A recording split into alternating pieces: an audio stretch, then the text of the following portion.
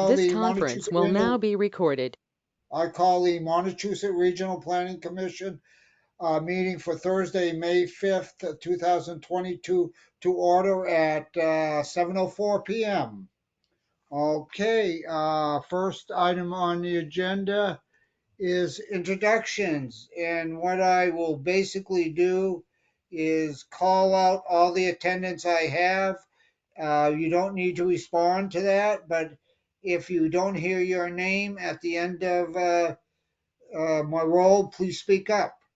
We have Jason Stanton, Karen Chapman, Brian Doherty, uh, George Cahill, Glenn Eaton, Guy Corbacero, Holly Ford, John Telepiak, Kyle Nartowitz, Laura Schifrin, Linda Quinlivan, Rick Ward, Robert Schultz, Roger Hoyt, and Stacy Donahue, and Veronica Kell. Did I miss anyone? My name is not Schultz, it's Schwartz. Schwartz, I'm sorry. That's okay, Guy. I know that. It didn't show up. I don't know why I'm off my head. Sorry about that, Bob. Okay. Next item on the agenda is announcements. Does anybody have any announcements they'd like to make? Not hearing any, we'll move on to the approval of the April 7th, 2022 MRPC minutes. Do I have any additions or corrections on those minutes? Not hearing any. If anybody would like to move the minutes as printed, Bob I'd be glad Schwartz, to take that. move the Bob minutes. Schwartz. And do I have a second? Laura Schiffern, second. Laura, second. Okay, very good. Any additions, subtractions, corrections? Not hearing any. I will call the roll. Okay, we'll start actually myself, Guy Corbacero, aye. John Telepiak, Aye. Kyle Nortowitz,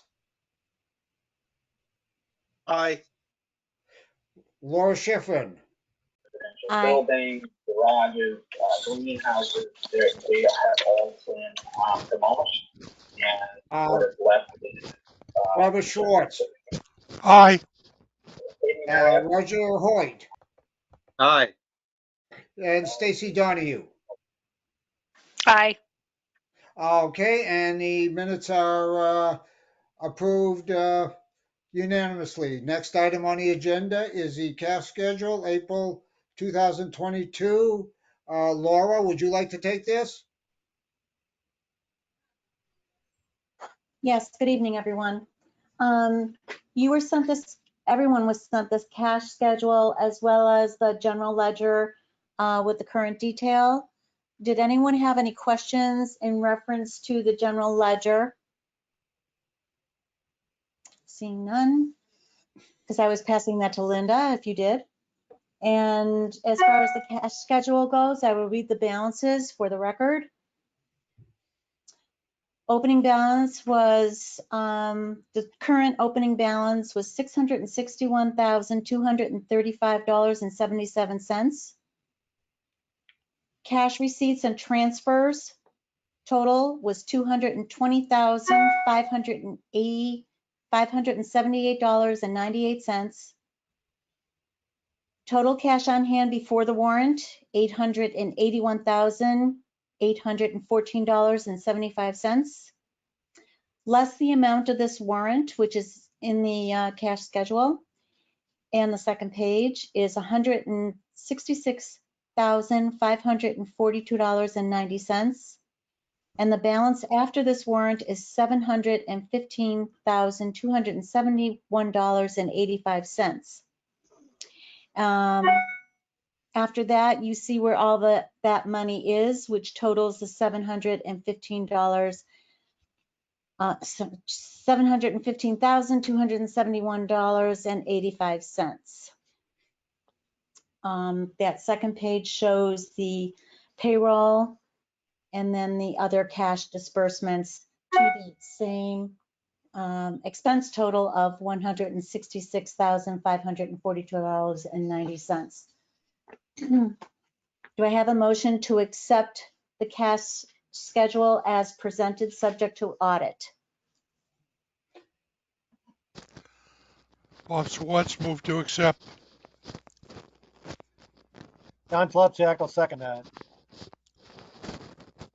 Thank you. Guy, do you want to do the roll? Okay, if there's no other questions, I will call the roll. Let me get back up. First one on my list is myself, Guy Corbacero, aye. John Telepiak, Aye. Kyle Nartowicz, Aye. Laura Schiffern, Aye. Robert Schwartz, Aye. Roger Hoyt, Aye. Stacy Donahue. Aye. And that is everyone that votes, so that is carried unanimously. Okay, if I miss anybody, please speak up that has a vote. Next item on the agenda is guest announcements and questions. And now this is where George Cahill comes in. Do you have any announcements, George? No, Mr. Chairman, I don't have any announcement tonight. Okay, very good. Thank you very much, George. Any questions again of anybody? And not hearing any, we go on to the next item is the nominating committee. Will present a slate of proposed members.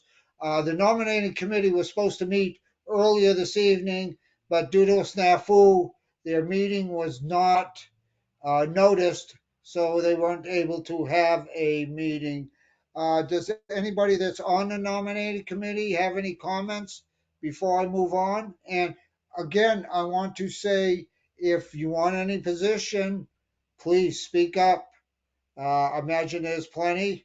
Who would like to speak for the nominating committee? John Telepiak, do you anything to say? I'd like to see some people, some names of people that are interested in serving. Yeah, Okay. and to John and Mr. Chairman, through you, Mr. Chairman, to John and people that are involved, I know it's John and Kyle and somebody else. My memory's fading me. So long story short, we didn't do anything in April. It falls on me. I apologize for not doing that. I was ill for 3 weeks, and Holly and I were working on some human resources projects, and we just didn't have time to get the meeting out and do our due diligence. We'll definitely get it done for the June meeting. I just want to make sure everybody knows why this is on my shoulders. Okay, very good. Thank you, John, and thank you, Glenn. If nothing from there, we'll move on to the next item, which is item 6, administrative matters. And this is your cue, Glenn. Thanks a lot, Mr. Chairman. Thanks a lot, Mr. Chairman. Appreciate that. I want to make a verbal note that I asked Holly X days or weeks ago to reach out to all the commissioners and collect information, name, home address, whether you're retired or a day job, a title, a phone number. Because the agency and the internet aged and grew together over the last couple of decades, we as an organization got out of the habit of having basic information such as your home mailing address. And the bottom line is we're just trying to update our records. That's it. So I just wanted to explain. Anybody has any questions, feel free to talk to me now or just give me a call. But that's basically it. I really want to use this database as a foundation to build and obtain members of all planning board members and all city and town halls. And so this is a step to that. But I just wanted to explain, just give you some background. So you got some calls or emails, and if anybody asks why, I just thought, well, I have a captive audience. I try to explain. Mr. Chairman, if there aren't any questions, I can move on. Nope, this is Stacy from Harvard. Yes, ma'am. Just a quick question. Like, wouldn't you just send all official information to the town hall of the town that the representative is here from? I guess I was a little confused on the home address thing. Yeah. 'Cause, I mean, obviously I'm a resident of Harvard. I wouldn't be able to serve on the planning board. Right. I would think that all mail should go to the town hall. And if you have a preference, and Holly, if you'd make a note, and Stacy, let me give you the background why. And Yep. then I think what we'll do is we'll ask people for your preference, because some people, like Stacy, I think if you say you'd prefer to have your mail from your volunteer group you volunteer on, which is us, go to the town hall, then we'll do that. We've had a problem in the past, and I'm going over the past 22 years, different points and different times. Sometimes we will correspond by snail mail with people, and I'm going to do it more in the next few months to educate local officials about what we are, what we do, what we can do, what we can't do. And sometimes you're going to get something in the snail mail address. But I think, Holly, what we should do, to Stacy's point, is to have a check mark for where you want to receive snail mail, and if you prefer it at the town hall. The bottom line here, Stacy, is we've sent mail to people at the town hall, like a pigeonhole system in the past, and a planning board member, let's say they only are on the planning board, let's say that planning board only meets once a month, and let's say that they pick up their mail once a month when they go to town hall, and we want to tell someone about a meeting 3 weeks from now to educate someone about, services or grants, or a new funding scheme came down from the feds or something, and they miss them if they don't go to town hall more than once a month. So that's at the core of it. That was that. So please understand where I was coming from, and I didn't explain it in asking Holly to reach out, but we will I think we need to reach out and say, hey, if you'd like mail at the town hall, we'll do that. If you like it at home, please let us know. But if that's verboten, we'll send it to the town hall. Stacey, does that answer your question? I got a thumbs up, I think. It's hard to see in a smaller upper room. It Thanks. does. Thank you. Okay. All right. And Bob, thank you. I see a thumbs up from Mr. Schwartz. Okay. Sorry about the delay. The budget explanation is actually a little quicker. What you see there under Table A is exactly what I had presented as draft total numbers for comparing FY22 to FY23. Under the FY22 column, where it says, there's total revenue, there's total expenses, then estimated surplus or deficit, and it says in 67,000 and change for FY22, and then I projected a deficit, running numbers for FY23 to have a deficit of only $92,000. If you go down to Table Table B, thanks, Jason. So I ran new numbers, and what I did in February was I added some stuff that in the spreadsheet I did a couple days ago and involved Linda and Chris Mack and Holly, was I ripped some things out that I don't want to be as aggressive with those funding sources. So this is a different view on the budget, showing maybe a $259,000 deficit, which would be about 15.5%. If I choose to use this spreadsheet that I have dated this past Tuesday, May 3rd, then we'd show that deficit going in with giving salaries bumps at 5%. Now, Karen was kind enough to send me an email today, and I have to use her email to fill in a lot of the revenue blanks. And those numbers are going to change when I do this again Monday. So this is it's very fluid at this time of year. And I just wanted to make sure that you understand that I wanted to reinforce what I want to do for the employees. The year over year, I think January or February, New England Consumer Price Index or inflation rate was about 5.9% that it went up. And it's most recently at 7.3%. We have been doing about 2.5% for about a dozen years.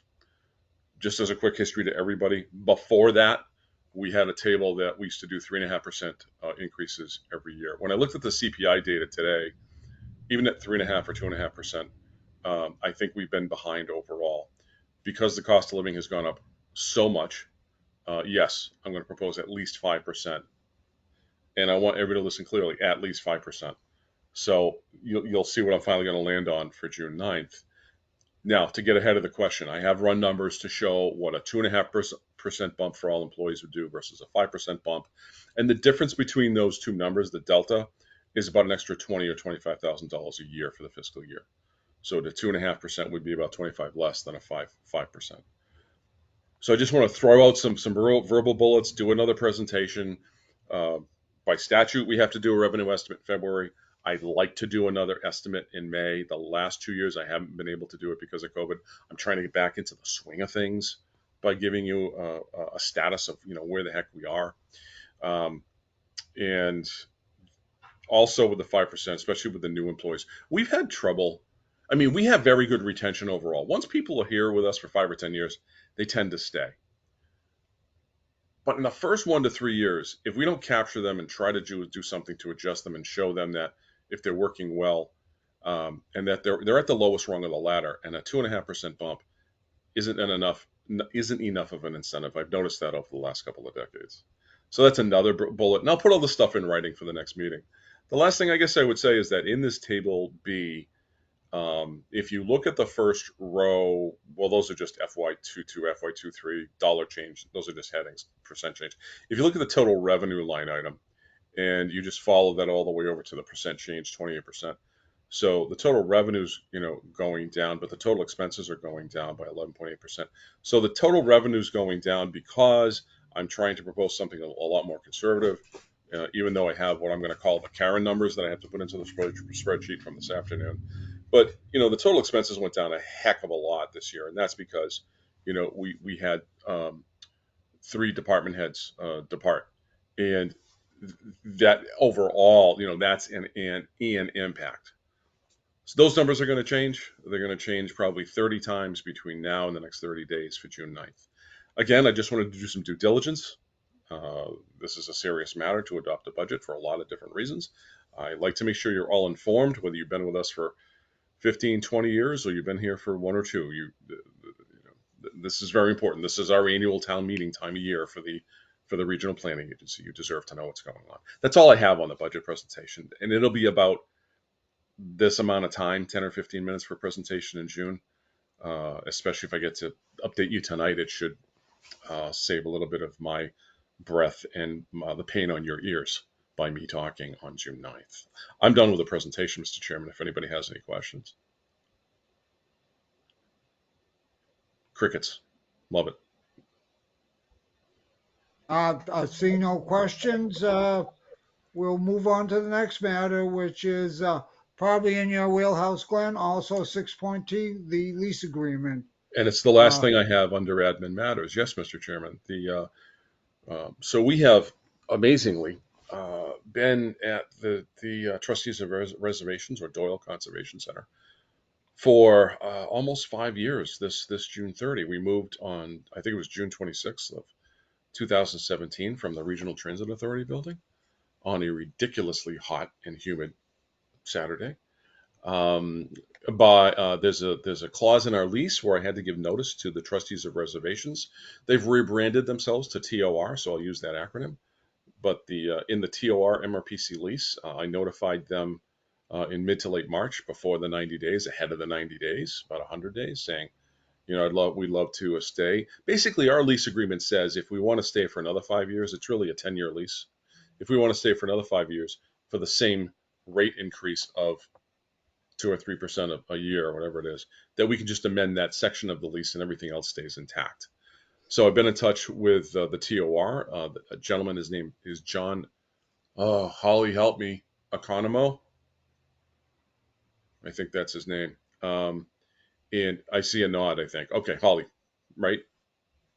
She demuted. Thank you. All right. Yes. Okay, thanks. John Economo, thanks. John Economo is the person in charge of writing the lease, and John and I are going to get together, I think this coming Monday, to just basically extend. Now, I will ask for Holly, if you want to keep me honest on this, I'll do a report and resolution and ask the commissioners to approve of an extension of the 5-year lease.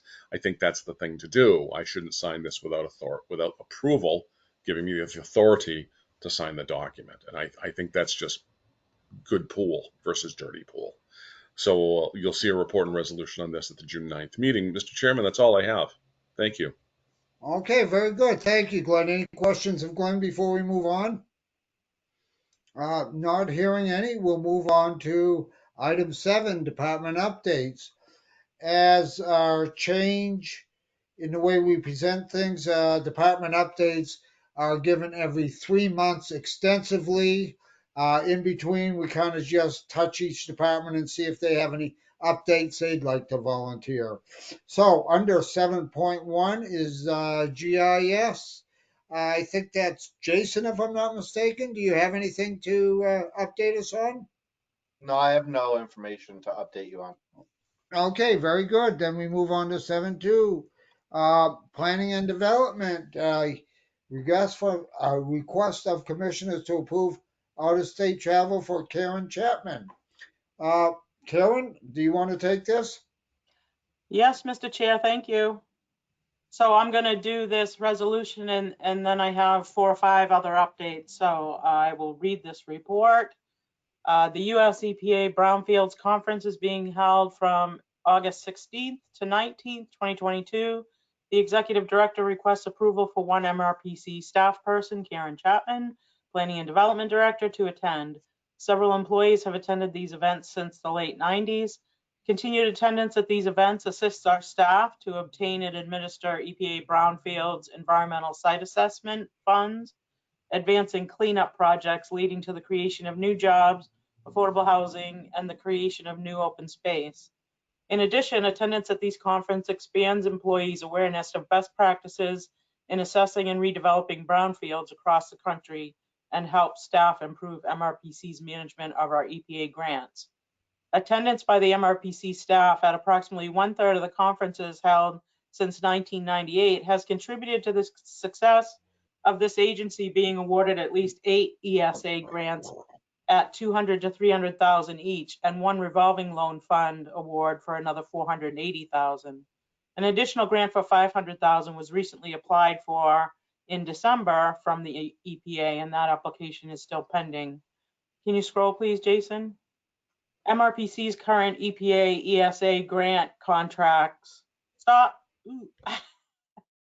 MRPC's current EPA ESA grant contract with EPA or cooperative agreement includes a line item for attendance at these conferences. EPA strongly encourages grant recipients to attend as their attendance benefits our understanding of brownfield development examples, legal and financial matters, and increases our awareness of new contaminants such as per and polyfluoroalkyl substances, or PFAS, which you've all heard about in the drinking water. The total cost for travel, hotel, registration, and meals will not exceed $2,000 for the employee. Conference costs for this conference will be charged to the existing EPA MRPC contract. Does anyone have any questions on that before I read the resolution? I don't see any. Be it resolved that the Montechusett Regional Planning Commission approves of the out-of-state travel of Karen Chapman, Planning and Development Director, to the US EPA Brownfields Conference in Oklahoma City, Oklahoma, from August 16th to the 19th, 2022, at a total cost not to exceed $2,000. This is John Tlopchak. I make a motion, we approve this. Bob Swartz, second. Okay, I have a motion and a second. Any more questions of Karen in regards to this? If not, I'll call a roll. Guy Corbacero votes aye. Oops, sorry. John Telepiak, Aye. Kyle Nartowicz, Aye. Laura Schifrin,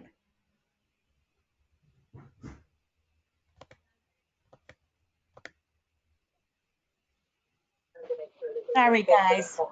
Yes. no problem.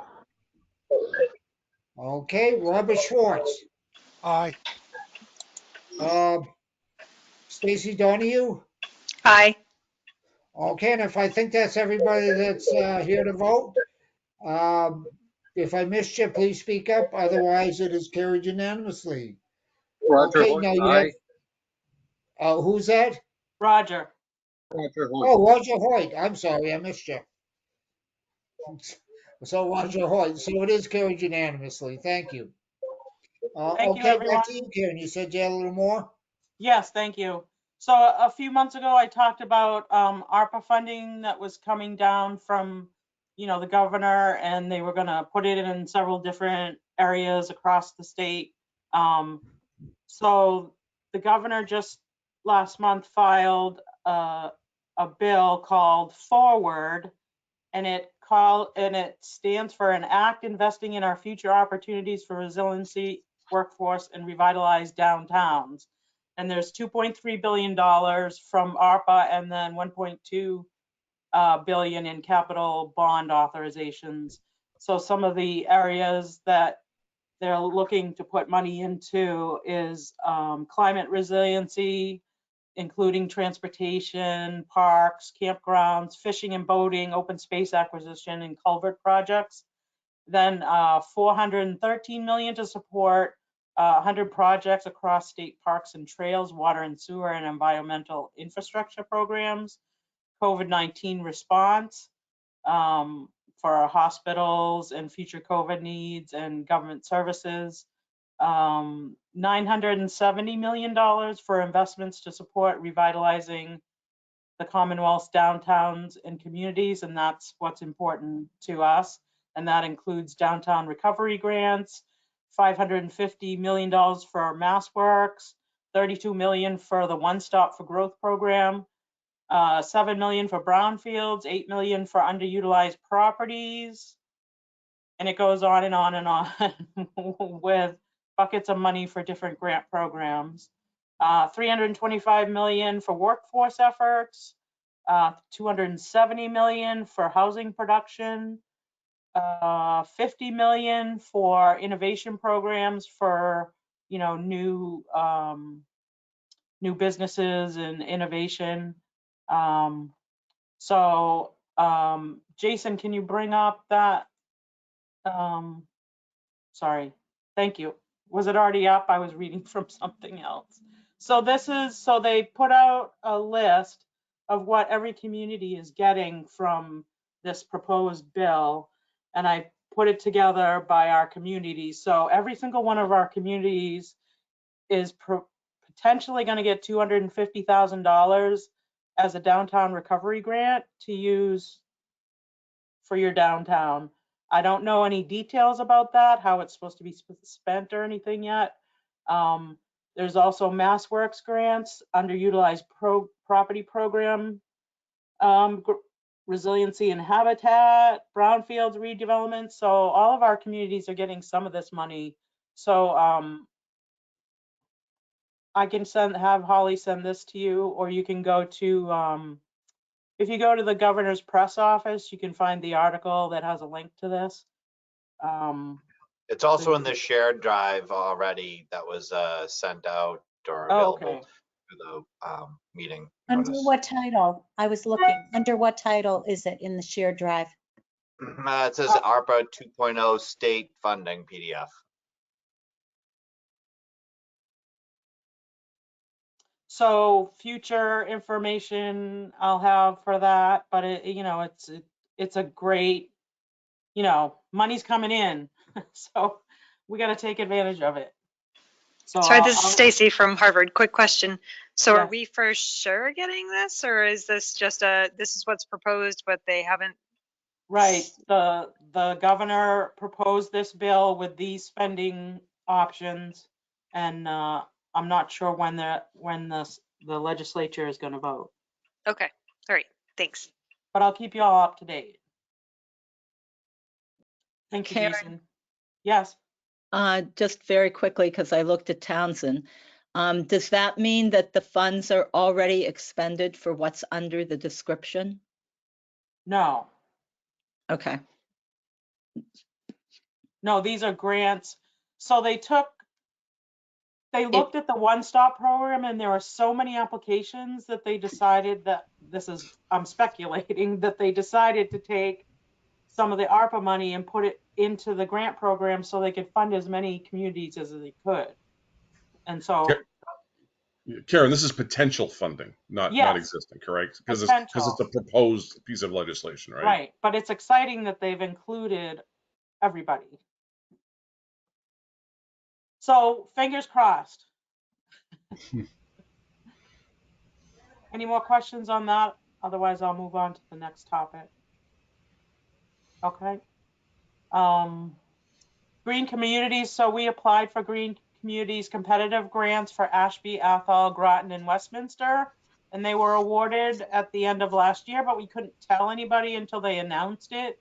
And they announced it in April, so I can formally announce that those 4 communities were awarded grants in a total amount of $399,593. So we will be providing technical assistance to Ashby, Athol, and Westminster under those grant programs. Planning assistance grants, I sent out an email to all of you in the Board of Selectmen and the planning boards about the planning assistance grant that's due on May 20th. We typically apply for these every year. I only got response from one community about any projects that they wanted us to submit applications for. We, MRPC, are going to develop an application to evaluate infrastructure in relation to housing in the region and the potential for sharing infrastructure resources and assets. So what we do is gather infrastructure location and capacity data, as well as investigating opportunities for expansion or regional wastewater or water facilities. And we can apply for up to $50,000 for each community that participates with us. And we would need support letters from the towns who are interested. Right now, Shirley seems to be interested. Their planning board is going to talk about it next Wednesday. But if anybody else is interested, please let me know.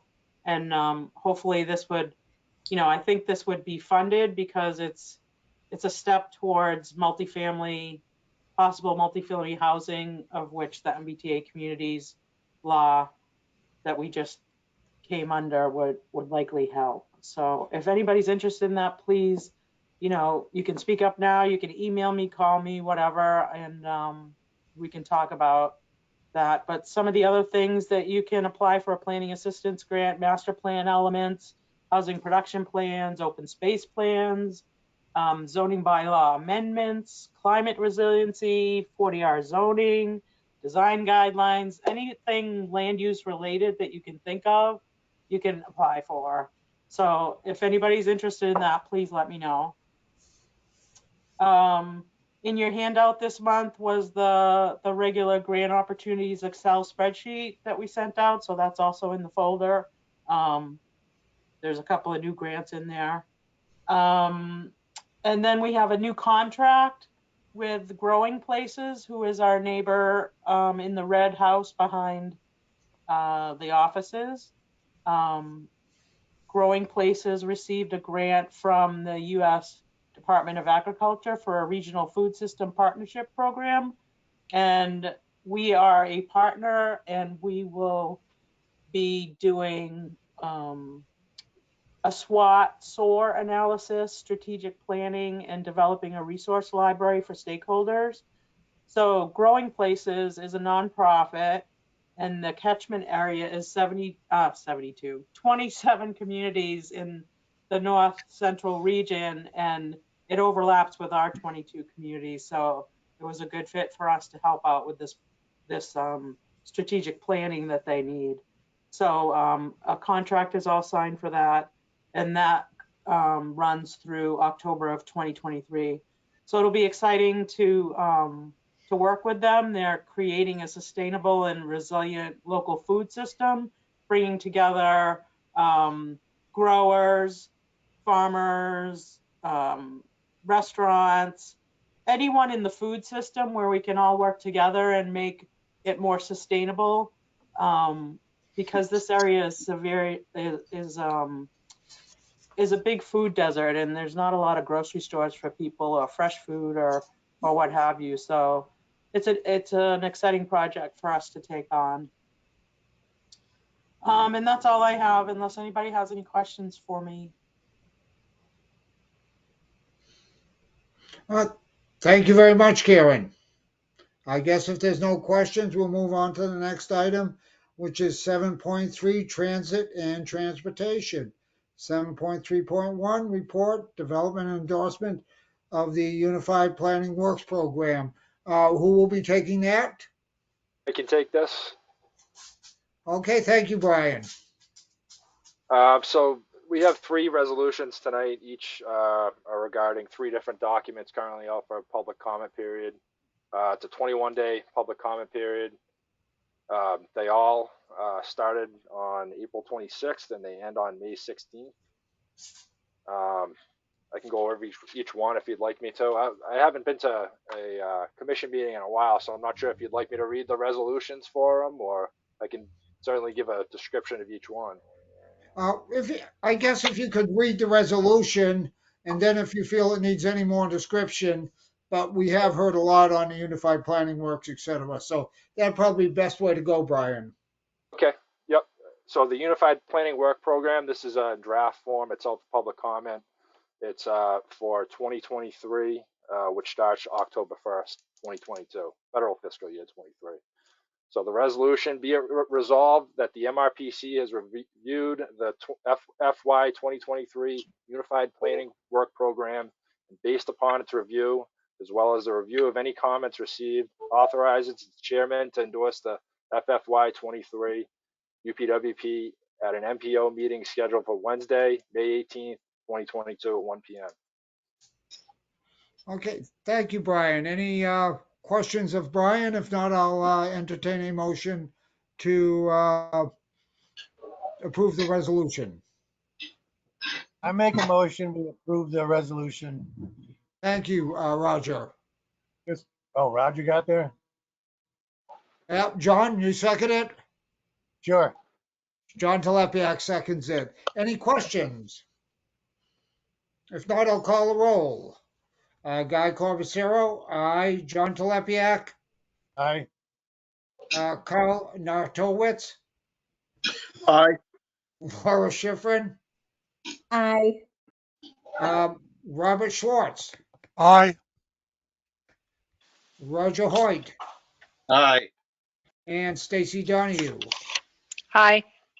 Okay, and the resolution's passed unanimously. Now 7.3.2, development and authorization, and the MRPC chair to endorse the FY 2023 to 27 transportation improvement program. I imagine this is back to you, Brian. So Yes. if you'd like to read the resolution and any comments you have. Sure, this is for the new update on the TIP, which starts in 2023 and goes 5 years to 2027. Again, under public comment currently right now, which ends on May 16th. So the resolution is, be it resolved that the MRPC has reviewed the FFY 2023 through 27 Transportation Improvement Program, and based upon this review, as well as any comments received, authorizes its chairman to endorse the FFY 2023 through 27 TIP and an MPO meeting scheduled for Wednesday, May 18th, 2022 at 1 p.m. Okay, very good. Thank you, Brian. Now, I do have to mention that these documents are on the handout, so we're making the assumption that if you're interested, you have reviewed them. So the MRPC, in effect, has reviewed them. Any questions? Not I hearing make a any? motion that we accept this resolution and the TIP program. Okay, very good. Thank you. John made the motion. Any seconds? Bob Schwartz, second. Thank you, Bob. Any more questions on this? If not, I'll call a roll. Guy Corvacero, aye. John Telepiak, Aye. Carl Nartowitz, Aye. Laura Schifrin, Aye. Robert Schwartz, Aye. Roger Hoyt, Aye. and Stacy Donahue. Oh, slow with the mute there, sorry. Aye. No problem.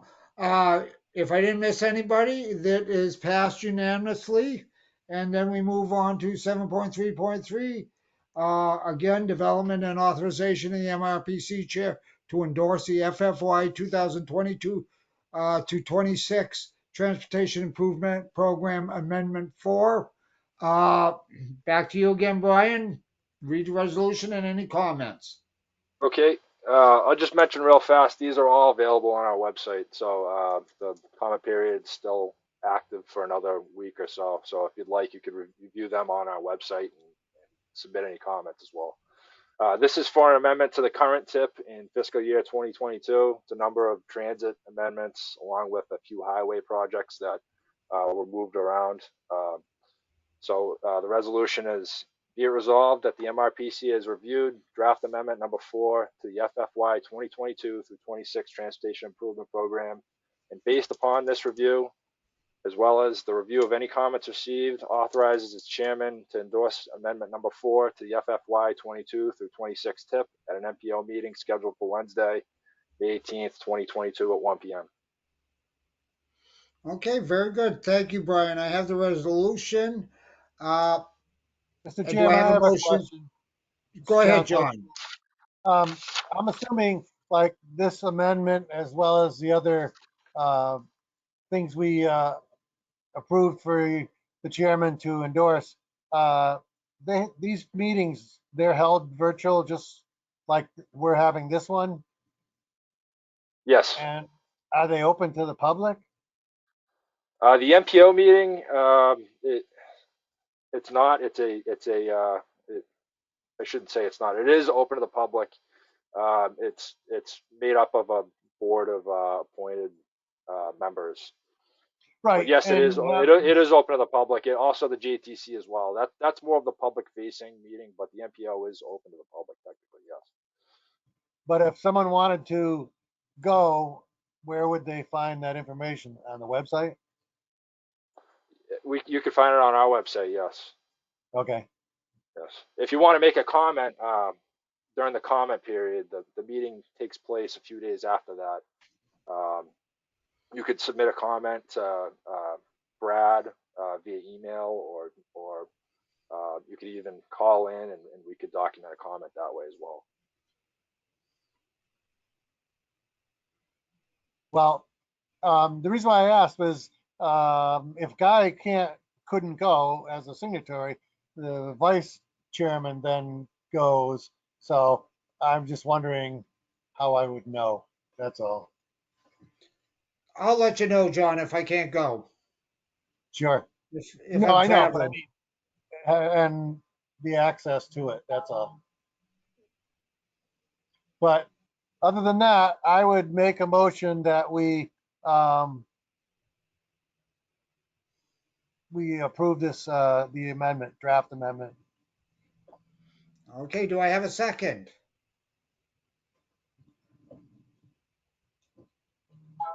Bob Schwartz, second.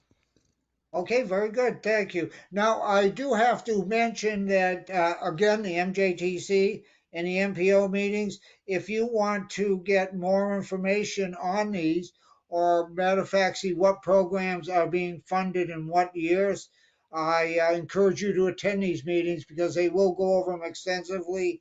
And I also encourage you to look at the things that are on the MRPC website because it'll list what project and what year and what town. And it's a very interesting information, especially if you have a project, say like the Gardner Bike Path is slated for 2025 and things of that nature. You really get a lot more information. Do I have any questions? If no questions on this, I will call the roll. On the motion, I will call it Guy Corbacero, aye. John Telepiak, Aye. Kyle Natowitz, Aye. Laura Schifrin, Aye. Robert Schwartz, Aye. Roger Hoyt, Aye. and Stacy Donahue. Aye. Okay, very good. I think that's everybody. So this is passed unanimously. Now, the next item on the agenda is new business. Does anybody have any new business, staff or members? Not hearing any. I will, let's go with the motion to adjourn. So I'll moved. make a motion to adjourn. Okay, by Bob Swartz.